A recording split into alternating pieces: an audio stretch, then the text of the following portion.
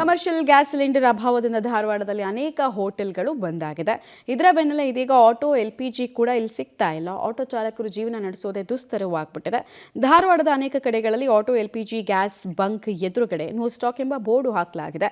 ಎಲ್ಲಿ LPG gas ಇದೆಯೋ ಅಲ್ಲಿ ಗಂಟೆಗಟ್ಟಲೆ ಕ್ಯೂ ನಿಲ್ಲಬೇಕಾದ ಅನಿವಾರ್ಯತೆ ಇದೆ. ಧಾರವಾಡದ ರಿಲಯನ್ಸ್ ಬಂಕ್ನಲ್ಲಿ LPG ಸಿಗ್ತಾ ಇದ್ದು ಆಟೋ ಚಾಲಕರು ಗಂಟೆಗಟ್ಟಲೆ ಕ್ಯೂನಲ್ಲಿ ನಿಲ್ತಾ ಇದ್ದಾರೆ.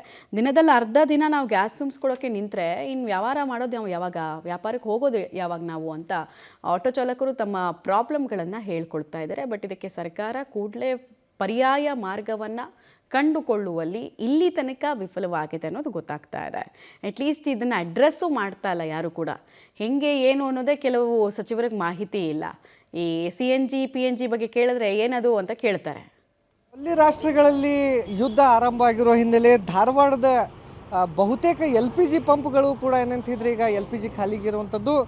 ಸಾಮಾನ್ಯವಾಗಿ ಏನಂತಿದ್ರೆ ಈ ಒಂದು LPG ಏನಂತಿದ್ರೆ ಪಂಪ್ಗಳಲ್ಲಿ ಆಟೋ ಚಾಲಕರು ಸಾಕಷ್ಟು ದೊಡ್ಡ ಪ್ರಮಾಣದಲ್ಲಿ ಬಂದು LPGಯನ್ನು ಹಾಕೋತಾರೆ. ಆದರೆ ಇವತ್ತು LPG ಕೂಡ ಏನಂತಿದ್ರೆ ಖಾಲಿಯಾಗಿರುವಂಥದ್ದು. ಹೀಗಾಗಿ ನೋ ಸ್ಟಾಕ್ ಬೋರ್ಡನ್ನು ಈಗ ಸದ್ಯಕ್ಕೆ ಧಾರವಾಡದ LPG ಪಂಪ್ಗಳ ಮುಂದೆ ಹಾಕಿರುವಂಥದ್ದು.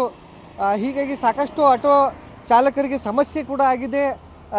ಸುಮಾರು 10ರಿಂದ 12 ಏನು LPG ಪಂಪ್ ಇರುವಂಥ ಏನು ಹುಬ್ಬಳ್ಳಿ ಧಾರವಾಡ ನಗರದಲ್ಲಿ ಅದು ಬೆರಳೆಣಿಕೆಯಷ್ಟು ಏನಂತಿದ್ರೆ ಈ ಪಂಪ್ ಇರುವಂಥದ್ದು.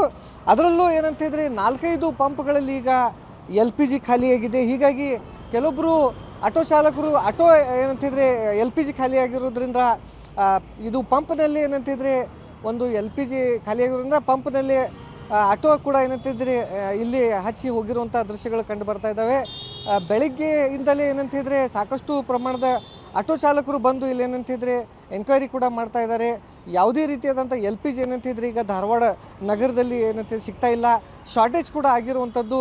ಈ ಕಡೆ ನೋಡ್ತಾ ಇರ್ಬೋದು ಆಟೋ ಚಾಲಕರು ಏನಂತಿದ್ರೆ ಈ LPG ಪಂಪ್ಗೆ ಏನಂತಿದ್ರೆ ಬಂದಿದ್ದಾರೆ, ಎನ್ಕ್ವೈರಿ ಕೂಡ ಮಾಡ್ತಾ ಇದ್ದಾರೆ. LPG ಸಿಕ್ಕರೆ ಹಾಕ್ಕೋಬೇಕು ಅನ್ನೋಂಥ ಉದ್ದೇಶದಿಂದ ಬಂದಿರುವಂಥ ಆಟೋ ಚಾಲಕರಿಗೆ ಇಲ್ಲಿ ಏನಂತಿದ್ರೆ ಈಗ ಸದ್ಯಕ್ಕೆ LPG ಸಿಗ್ತಾ ಇಲ್ಲ.